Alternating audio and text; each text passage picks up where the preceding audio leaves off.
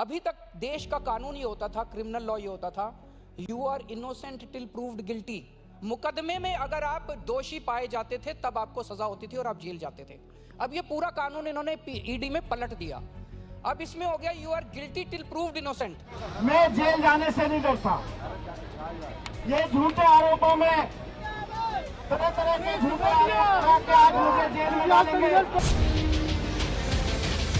मनीष जी एक ईमानदार, देशभक्त और साहसी व्यक्ति हैं जो 24 घंटे देश की सेवा में लगे रहते हैं। सरकार सिर्फ और सिर्फ अच्छे लोगों को, जो देश की राजनीति में बेहतरीन काम करना चाहते हैं, अरविंद केजरीवाल जी का जो मॉडल है उसको ध्वस्त करने के लिए नरेंद्र मोदी जी दिन रात जुटे हैं। Arvind Kejriwal has been arrested by the Enforcement Directorate. The ED arrested the sitting Chief Minister of Delhi, Arvind Kejriwal. क्या आपने इसके पहले कभी भारत के इतिहास में ऐसा सुना था कि एक स्टेट या यूनियन टेरिटरी के कैबिनेट मिनिस्टर को जेल में डाल दिया गया हो? चलो कैबिनेट मिनिस्टर छोड़ो, खुद चीफ मिनिस्टर को जेल में डाल दिया गया, वो भी तब जब उनका क्राइम प्रूव भी नहीं हुआ है। हेलो फ्रेंड्स, इस वीडियो में हम शॉर्ट में डिस्कस करेंगे कि आखिर क्यों मनीष सिसोदिया और अरविंद केजरीवाल को बिना चार्जेस प्रूव हुए महीनों जेल की हवा खानी पड़ रही है, और डिटेल में बात करेंगे रिसेंटली सुप्रीम कोर्ट ने इसके ऊपर क्या बोला है और क्यों ये जानना आपके लिए बहुत जरूरी है, क्योंकि इस खेल का अगला शिकार आप में से कोई भी हो सकता है। हुआ यह कि दिल्ली में 2021 में रूलिंग आम आदमी पार्टी की गवर्नमेंट एक नई एक्साइज पॉलिसी लाती है। इस पॉलिसी के तहत सारी गवर्नमेंट लिकर शॉप्स बंद करके लिकर सेल को पूरी तरह से प्राइवेट कंपनीज को दिया जाना था। किसी भी स्टेट गवर्नमेंट के लिए मैक्सिमम रेवेन्यू लिकर से ही आता है, क्योंकि इस पे गवर्नमेंट सबसे ज्यादा टैक्स वसूल करती है और इसके बाद भी जनता इसको भरपूर पीती है। और दिल्ली की न्यू लिकर पॉलिसी में और भी बहुत सारे चेंजेस किए गए थे, जैसे शराब पीने की एज को कम कर दिया गया था,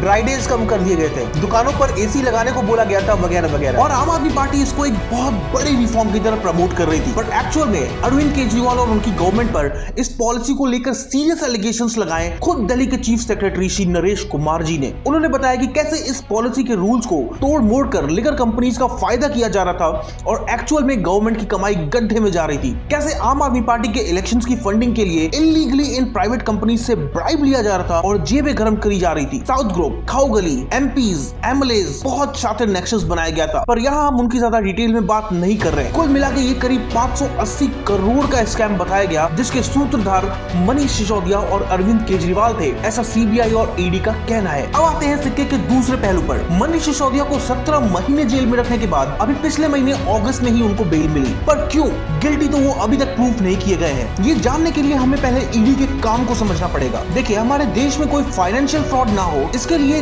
दो मेजर एक्ट्स बनाए गए हैं, फॉरेन एक्सचेंज मैनेजमेंट एक्ट 1999 और prevention of money laundering act 2002, और इन्हीं दोनों लॉस को इन्फोर्स करने का काम करती है इन्फोर्समेंट डायरेक्टरेट यानी कि ईडी। हमारे देश में जनरल लॉज ये कहता है कि कोई भी पर्सन तब तक बेकसूर माना जाएगा जब तक कि उसका गुनाह कोर्ट में प्रूव नहीं किया जाता। पर 2000 अमेंडमेंट के बाद अगर किसी पर्सन पर prevention of money laundering act के तहत इल्जाम लगता है तो उसे तब तक गुनहगार माना जाएगा जब तक कि वो कोर्ट में बेकसूर प्रूव न हो जाए। इसी की बात कर रहे थे अरविंद केजरीवाल उस इंटरव्यू में जो आपने इस वीडियो के स्टार्टिंग में देखी। ये एक इतना बड़ा और रेडिकल चेंज था कि इससे ईडी की पावर्स को मिसयूज होने का खतरा बहुत बढ़ जाता है। सोचो, आप एक बिजनेसमैन हो या फिर सैलरीड एम्प्लॉय हो, बस किसी ने अपने स्कोर्स को सेटल करने के लिए आपके खिलाफ ईडी में कंप्लेन कर दिया, तो अब ईडी के पास फुल पावर्स होगा कि वो आपको अरेस्ट कर ले, और तो और आपने क्या किया है ये भी बताना आपको ईडी के लिए जरूरी नहीं होगा। क्या ये फेयर है? क्या ये लॉ फेयर है? जी बिल्कुल फेयर है। ऐसा मैं नहीं, उस वक्त खुद सुप्रीम कोर्ट ने कहा था। 2022 में ही जब इस लॉ को एपेक्स कोर्ट में चैलेंज किया गया तो खुद सुप्रीम कोर्ट के जजेस ने इसके लिए कहा था कि ये एक जनरल लॉ से अलग है, एक यूनिक और स्पेशल लेजिस्लेशन है। इसमें फाइल होने वाली ECIR यानी इन्फोर्समेंट केस इंफॉर्मेशन रिपोर्ट को FIR नहीं समझा जा सकता। इसके लिए अरेस्ट करते टाइम एक्यूज्ड को प्रॉपर रीजन न बताना भी चलेगा। पर हुआ क्या, इसी पावर का यूज करके ईडी ने मनीष सिसोदिया को 17 महीने जेल में रखा। और इंटरेस्टिंग बात तो ये कि इनको बेल भी खुद सुप्रीम कोर्ट ने ही दिलाई। ये सुप्रीम कोर्ट की जजेस का स्टेटमेंट पढ़िए, ध्यान से देखिए कैसे सुप्रीम कोर्ट ने हमारे संविधान के आर्टिकल 21 जो कि राइट टू लिबर्टी यानी आजादी का अधिकार हमें देता है, इसका यूज करके ईडी को कहा कि इनका ये जस्टिस का प्रोसेस ही पनिशमेंट बन चुका है। कोर्ट ने यह भी कहा कि bail is the rule and jail is an exception. मतलब ये कि बेल हमारी न्याय प्रणाली का एक अभिन्न अंग है। सुप्रीम कोर्ट जजेस का ये कदम फाइनली एक वेलकम मूव है जस्टिस की ओर। ये स्टेटमेंट्स ना ही सिर्फ ईडी को मजबूर करेंगे अपनी पावर्स को सोच समझ कर इस यूज करने के लिए, बल्कि गवर्नमेंट तक भी एक क्लियर मैसेज पहुंचाएंगे कि 2022 में prevention of money laundering act में किए गए अमेंडमेंट्स फेयर नहीं है। अगेन हम यहाँ ये नहीं कह रहे हैं कि मनीष सिसोदिया और अरविंद केजरीवाल इनोसेंट हैं और नरेंद्र मोदी ने पॉलिटिकली इन्फ्लुएंस्ड होकर अपनी पावर्स का गलत इस्तेमाल किया। हम